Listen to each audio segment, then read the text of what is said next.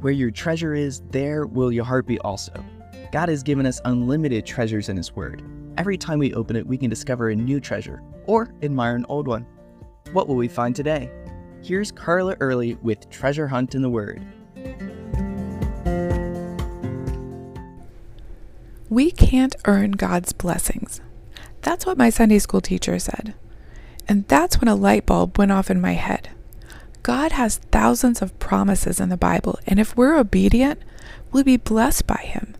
But that's not the same thing as earning blessings.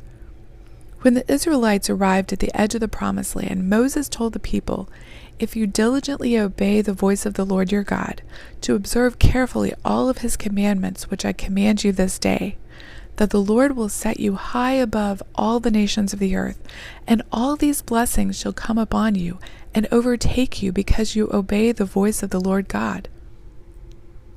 So God positions His people to receive His blessings.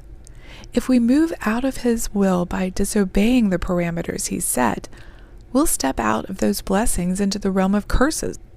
One analogy that comes to mind is a waterfall and its resulting stream. The waterfall is God's pouring out of His blessings. He positions us right there next to the waterfall. He wants us to enjoy that waterfall and the bounty it creates in and around the river. He wants us to invite others to come and take advantage of the abundance of blessings. That's what the Lord told Israel in the passage that I just read. Then He elaborated on the blessings that He offered. He said, "Blessed shall you be in the city, and blessed shall you be in the country. Blessed shall be the fruit of your body, and the produce of your ground, and the increase of your herds, and the increase of your cattle, and the offspring of your flocks. Blessed shall be the basket of your kneading bowl. Blessed shall you be when you come in, and blessed shall you be when you go out." Even more blessings included in the next few verses were defeat of enemies, full storehouses, respect of neighbors, fertility, and more. Yep, that's our God, going over and above. All He asked from them was obedience, to stay there under His waterfall of blessings, in the safe place that He put them within His parameters. Now, when I say blessings, I don't mean that everything goes well and nothing goes wrong. But when things do go wrong, we can hold our Daddy's hand and walk through with confidence, peace, joy, and fruitfulness. But, and there's always a but, even in the Garden of Eden, they found temptation more desirable than the blessings that they already had. So I guess it comes naturally. God knew His people would be tempted to stray away from the place of all those blessings, climb over the rocks that He'd placed as parameters around them where they should stay, and start walking across the desert toward a mirage that Satan put out there to tempt them. So He warns them, if you choose to disobey, walk away from those blessings I give you, you're also choosing the opposite. You're choosing cursings that mirror the blessings.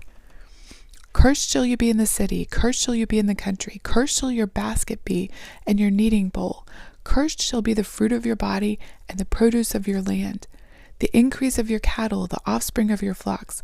Cursed shall you be when you go in, cursed shall you be when you go out.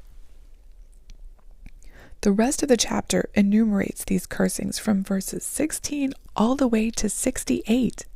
54 cursings. There were consequences, but were also symbols of God's grace, Him drawing us back.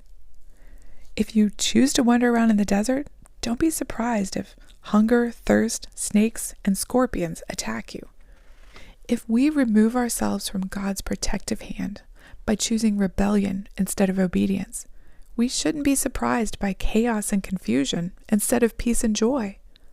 Hard work with no visible fruit, fear instead of confidence, pain with no gain.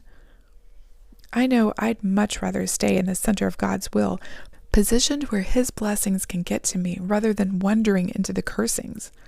But I also want to stay within God's parameters out of gratitude and love for Him, not out of duty or what I can get out of Him.